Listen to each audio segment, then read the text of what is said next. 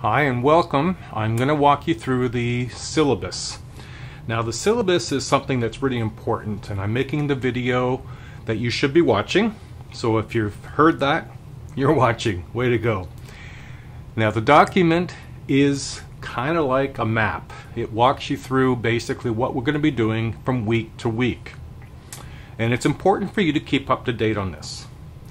Now, what I think it's really important you be aware of is that it's an online class. There is no classroom. So it won't be on your roster that you've received from the banner. So this is a course that is done on your own time. And you'll need to take the time to watch the videos, because that's what I make for you for each chapter in the textbook.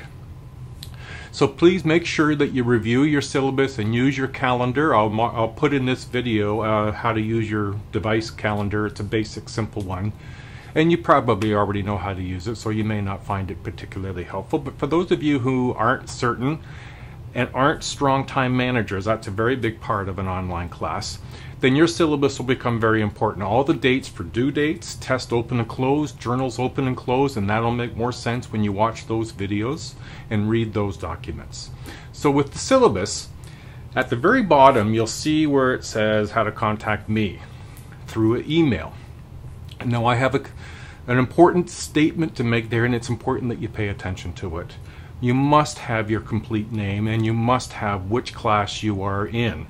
I have 4 online classes, over 200 students. I won't know you all by individual names because I've never really met you, and I don't think in many cases we'll ever really meet. So please, you must put your name and you must put what class you're in. If you don't hear from me within 24 hours, I'm very quick to respond to people's emails. If you don't hear from me 48 hours at the most, check your sent file, because that would mean to me that you did not put your name in or your class. I will not respond to emails without a class name and a student name. Now that's partly because we're helping you get ready for your after-school career, where you'll need to do that. You'll need to put in what in the subject. There must be a subject. So put the class name in the subject. And at the end of your email, put your name in. And that's helping you for preparation for your career, because you'll need to be doing that, subject and name. And it's an imperative to get a response from me. Okay, now on the second sheet you'll see that there's a textbook, and yes, the textbook is mandatory. It's mandatory for a very good reason. Like mentioned, this is an online class, so we won't be in a classroom, and we won't be sitting for 3 hours every course, for every week. We will be in an online environment, so your textbook is a very important resource. I will be making videos that walk you through content in your course. Some of that material is material from my own expertise and background. Some of that is coming from your textbook, so I'll use your textbook as a guide.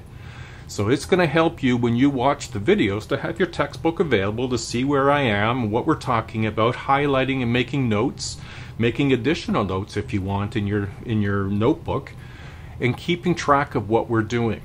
Now that textbook is is not in the library. It's a custom publication in some cases, and so you'll have to make sure you purchase it. Now use it as a guide for your note-taking, but also when it comes to test time, you can use your textbook, and the more you've been familiar with the chapters and gone along with the videos and your textbook, the easier it will be to find some of the answers you might struggle with. The other answers, you may already be familiar with the answer on the test because you've done your studying as you've gone along. So the textbook is mandatory. It's your choice, mind you, but my experience has been those that don't go take an online class without a textbook don't do as well as those with a textbook. So make every effort. Now you'll see the next little piece of the syllabus here is referring to week by week structure. Let's look at the next one, where it's a whole selection here of week by week. Now what's important in this is that when you look at your syllabus, you'll see there are due dates, journals, tests, assignment, and they will have either date and time or a range, as in the test and journals. And the range just means that if the test is posted in week 4, week 5, week 9, and it's open for 5 days, it's available in that week for that period of time. So in the syllabus it says when it's open and when it's closed. Once it's closed, it's done. There's no reopening it. You've missed the test. And that applies to journals. Now the difference with journals is they're open for 2 weeks. And so the open date, if it's in week 3 or week 6 or week 9, and it's open for 2 weeks, if in the from 9 to 10, if you're in the 10th week and you want to do the journal that's in week 9, then make sure you go back to week 9. That's where the journal will be. Click on it and you should be able to do so. Now I will have a video on how to make journal entries both in the Blackboard overview, which you will have found on the first announcement in our Blackboard shell, and I'll also post it in helpful resources in week 1 folder, helpful resources file. And it'll basically be a Blackboard overview. Within that will show you how to do a journal input, whether it be through PDF or just a direct entry. Okay, now, so that's important. Mark those dates in your calendar, whether that's your paper calendar, your device calendar, or an electronic or other version of calendar. It must be something that you can remind yourself that a test is due and you're prepared for that test, or an assignment is due and you've prepared for that, because there are no extensions. When you did the Am I an Online Learner video, you noticed that there were no extensions except for certain conditions, and those apply. On this next page, you're looking at the breakdown of tests and assignments and journals and what percentage of the overall course grade of 100% will be dedicated to tests, assignments, and journals, followed by a breakdown of what the tests will be encompassing, what the assignment that just basically directs you to get your assignment. Now on Am I an Online Learner, that was part of the expectations, is that you're going to download and print your syllabus, your assignments, and your journals. And that way you can read them at your leisure. You can save them as a PDF on your computer instead of printing them, but it's your responsibility to have them available to you. And then the last page here, we're just looking at student services. They're a free service that you, well, not exactly free, you pay for them with part of your tuition, and so they're available for you to take advantage of when you need. There's counseling for academic, personal, and career.